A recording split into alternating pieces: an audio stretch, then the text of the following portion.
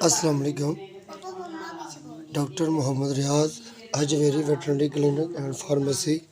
चौक शादीपुरा। ये एक भैंस है। इसको रात ये खुलकर ये अपना संगल तोड़कर रस्सा वगैरह तोड़कर इसने जो दाना और जो रोटियां वगैरह और गंदम का दलिया ये ज़्यादा मकदार में खाने की वजह से इस भैंस की ये हालत बहुत ज़्यादा सीरियस हो गई है और इस सीरियस हालत की वजह से ये अपने पाँव पर खड़ी नहीं हो रही।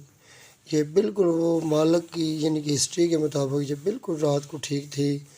रात को ये 20 से 25 किलो का ये इन्होंने ये टब में जो दाना वगैरह भगो कर रखा हुआ था, ये खाने की वजह से ये इसकी हालत बहुत ज़्यादा ख़राब हो गई है। यानी कि इसने अपनी पूरी तसल्ली की है, तसल्ली करके इसने अपना चारा वगैरह खाने के बाद ये दाना खा लिया और ये रूमिनेंट एसिडोसिस का केस डायग्नोज हुआ और ये एक्यूट कार्बोहाइड्रेट्स रूमिनेंट में हाई कार्बोनेट वाली खुराक ज़्यादा खाने की वजह से, खल दाना चोकर वगैरह ज़्यादा अनाज वाली खुराक खाने की वजह से, मकदार में खाने की वजह से इसको रूमिनेंट एसिडोसिस का मसला बन गया। और जब हमने टेम्परेचर का यानी कि इसको चेक किया, टेम्परेचर लिया, तो टेम्परेचर भी इंतहाई लो दर्जे में था। यानी कि इसका टेम्परेचर हमें ऐसे महसूस हुआ, पहले तो एक दफ़ा थर्मामीटर लगाया तो थर्मामीटर हिलना ही नहीं, यानी कि इसका जो ऊपर दर्जा यानी कि आते हैं निशानात आते हैं वो बिल्कुल हरकत नहीं कर रही थी। इतनी ज़्यादा ये भैंस सर्द हुई थी, ठंडी हुई थी। लेकिन जब हमने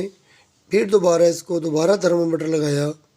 तो इसका टेम्परेचर 90 फ़ारेनहाइट के ऊपर थोड़े से पॉइंट यानी कि 90.4 फ़ारेनहाइट, ये देखें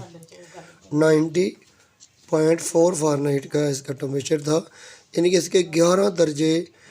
फ़ारेनहाइट इसका टेम्परेचर नीचे आ चुका था और इतना ज़्यादा टेम्परेचर नीचे आ जाने की वजह से इसके टांगों पे, इसके जिस्म में बहुत ज़्यादा कमज़ोरी आ चुकी थी और इतनी कमज़ोरी कि ये अपना यानी कि बैठने में भी तंगी महसूस कर रही थी और कभी ये लेट रही थी, कभी ये बैठ रही थी। इसके पेट में कॉलक जैसी अलामत पैदा हो रही थी। हमने इसको फौरी तौर पर ड्रिप लगाई, इसको इलेक्ट्रोलाइट्स और ये अपने विटामिन्स, मल्टी विटामिन्स ये हमने दिए। तो ये भैंस मल्टी विटामिन्स आने के बाद और ये अपना NSC और इलेक्ट्रोलाइट्स पूरे करने के बाद ये भैंस खड़ी होगी। लेकिन कुछ यानी कि वक्फे के बाद हमने फिर दोबारा इसका ट्रीटमेंट शुरू किया तो हमने आकर फिर इसको एक NS की ड्रिप लगाई और NS की ड्रिप में हमने फिर मल्टी विटामिन्स और साथ विटामिन्स के इंजेक्शन डालकर लगाई। तो ये भैंस कुछ एक्टिव होगी, इसका टेम्परेचर भी कुछ बेहतर हो गया, यानी कि 4 दर्जे से यानी कि ये 90 से 95 तक 94 तक पहुँच गया। ये असल में होता क्या है, क्यों होता है कि ज़्यादा मकदार में दाना दलिया चोकर वगैरह ज़्यादा अनाज खाने की वजह से जानवर के जिस्म में माइक्रोफ्लोरा जो मैदे के में जो फ़ायदेमंद बैक्टीरिया होते हैं जो खुराक को हज़म करने में मदद करते हैं वो कमज़ोर हो जाते हैं। ज़्यादा कार्बोहाइड्रेट्स की मैदे में मकदार जाने की वजह से माइक्रोफ्लोरा कमज़ोर हो जाते हैं या फिर अक्सर तादाद में मर जाते हैं, यानी कि उनकी तादाद में कमी वाक़या हो जाती है क्योंकि मैदे में मौजूद बैक्टीरिया माइक्रोफ्लोरा की कमी की वजह से ज़्यादा ग्लूकोज की वजह से मैदे की pH का लेवल 5 से कम हो जाता है, जिसकी वजह से र्यूमन में पानी की मकदार ज़्यादा हो जाती है। टेम्परेचर इंतहाई निचले दर्जे में आ जाता है 90.4 इसलिए फ़ारेनहाइट। जानवर के जिस्म में मौजूद खून के अंदर इलेक्ट्रोलाइट्स की कमी और थायामीन की कमी और कैल्शियम की कमी की अलामत ज़ाहिर होना शुरू हो जाती है। ऐसे महसूस होता है जैसे जानवर को मिल्क फीवर हुआ होता है, हालांकि ये मिल्क फीवर की अलामत महसूस नहीं होती, लेकिन ज़ाहरी तौर पर देखने से ऐसे ही महसूस होता है कि इसको मिल्क फीवर हो गया है क्योंकि गर्दन भी एक साइड पे कर लेती है और गर्दन एक साइड पे झुका कर रखने की वजह से सारी अलामत मिल्क फीवर से मिलती जुलती हैं। لیکن رومیننٹ ایسیڈوسس کی وجہ سے انتڑیوں میں پوٹاشیم کی انتہائی کمی واقع ہو جاتی ہے، اور پوٹاشیم کی کمی کی وجہ سے یہ گردن کو سیدھی نہیں کر سکتی۔ یہ گردن کو ٹیڑھا رکھنے کی اصل وجوہات پوٹاشیم کی ہے، پوٹاشیم کی کمی کی وجہ سے بھی ہو جاتا ہے، اور گردن سے لے کر پورے جسم کے پٹھوں میں کمزوری واقع ہو جاتی ہے۔ اور اس کے علاوہ تھیامین یعنی کہ vitamin B1 B2 B6 B12 اور ساتھ اپنا اس کے ساتھ ساتھ جانور کے جسم میں الیکٹرولائٹس منرل ڈیفیشنسی، اور اس کے ساتھ ساتھ جانور کے جسم کا میٹابولزم انتہائی ڈاؤن ہو جاتا ہے۔ میٹابولزم کو اپ کرنے کے لیے ہم ساتھ دیسی ادویات بھی دیتے ہیں، جس میں ہم اپنا میٹھا سوڈا ہم دیتے ہیں 100 گرام، تما 100 گرام، اور اس میں ایسٹ ڈالتے ہیں 40 گرام، ٹوکسن مینڈرم ڈالتے ہیں 50 گرام، اجوائن دیسی 50 گرام، اور یہ چیزیں ہم پیس کر اس کو دیتے ہیں تقریباً 2 خوراکیں 4 گھنٹے کے بعد دیتے ہیں۔ اور جیسے جیسے یہ خوراک جسم کے اندر چلتی جاتی ہے تو اس کا ہاضمہ، ڈائجسٹو جگالی کا عمل یہ تیز ہو جاتا ہے اور کرنے لگ جاتی ہے، اور جانور کا رومیننٹ سسٹم جو ہے، معدے کا نظام جو ہے، وہ بھی کافی حد تک بہتر ہونا شروع ہو جاتا ہے، حتیٰ کہ جانور کی کانسٹیپیشن کا مسئلہ، قبض کا مسئلہ جو ہے وہ بھی دور ہو جاتا ہے۔ اس میں کبھی بھی جانور کو گلوکوز کی ڈرپ نہیں لگانی چاہیے۔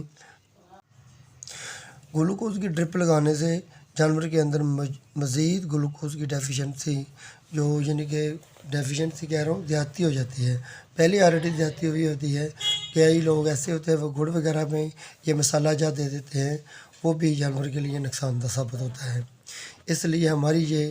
ویڈیو بنانے کا مقصد یہ ہے کہ جانور کا اس حساب سے علاج کیا جائے جس کی اس کی یعنی کہ علامات ہوں۔ یہ دیکھو جیسے جیسے ہم نے یہ ڈرپیں لگائی ہیں تو اس میں کبھی اس میں بہت زیادہ یہ شیورنگ یعنی کہ جیسے سردی کی علامت محسوس ہو رہی ہے۔ ہم نے دونوں سائڈوں پہ آگ بھی چلائی ہوئی ہے تاکہ اس کا ٹمپریچر پورا ہو سکے، کیونکہ یہ باہر لیٹی ہوئی تھی، یہ باہر کا علاقہ ہے، ٹھنڈی یعنی کہ صبح سردی تھی، اس لیے یہ اس بھینس کا موسم کے حساب سے ٹمپریچر نیچے گرتا گرتا یہ 90 فارنہائٹ تک پہنچ چکا تھا۔ یہ دیکھیں اس کے جو پچھلی ٹانگ کے جو یعنی کہ پٹھے ہیں وہ بھی شیورنگ کر رہے ہیں، یعنی کہ سردی کی وجہ سے ہل رہے ہیں۔ یہ سردی کی علامت کو ختم کرنے کے لیے ہم نے اوپر سے کپڑے وغیرہ دیے اور ساتھ آگ کے ساتھ اس کی سردی کو ختم کیا، آگ بھی جلائی۔ اس کی آگ سے گلانے کی وجہ سے اس کا کافی حد تک ٹمپریچر پورا ہو گیا، اور ساتھ ہم نے پھر اس کو ایک ڈرپ لگائی این ایس کی ڈرپ میں پھر ہم نے 50 ml کیلشیم اور نووامین 50 ml یہ ہم نے ڈالا، اور ملٹی وائٹامنس MUV کا 20 ml ڈالا۔ یہ دینے سے 10 ml ڈیکسامیتھاسون دیا، یہ میڈیسن دینے سے اس کا ٹمپریچر اور زیادہ بہتر ہو گیا۔ یہ سارا طریقہ کار ہمیں سمجھانے کا مقصد یہ ہے کہ جانور کی علامات کے حساب سے علاج کریں۔ کبھی بھی جانور کو جتنی دیر تک ڈائیگنوز نہ کر سکیں اتنی دیر تک جانور کو ہاتھ نہ ڈالیں، پہلے ڈائیگنوز کریں اصل میں اس کی علامات کیا ہے، اس حساب سے اس کا علاج کریں گے تو جانور ایک ہی خوراک میں ایک ہی دن میں جانور ٹھیک ہو جائے گا۔ یہ دیکھیں ہم نے اس کا علاج کیا، علاج کے بعد ہم نے اس کی کنڈیشن دیکھی، اس کی آنکھیں بھی کافی حد تک بہتر ہوگی، یا گردن بھی ہلا رہی ہے اور یہ کھڑی بھی ہو گئی ہے، یعنی کہ ایک دن میں ایک سنگل ڈوز سے یہ کافی حد تک بہتر ہوگی ہے۔ اگر آپ ڈائیگنوز کر کے صحیح طریقے سے اس کا علاج کریں گے تو ایک ہی خوراک میں جانور کو بچا سکیں گے۔ اگر ڈائیگنوز نہیں کریں گے تو 8 دن تک بھی علاج کریں گے تو جانور صحیح نہیں ہو سکے گا۔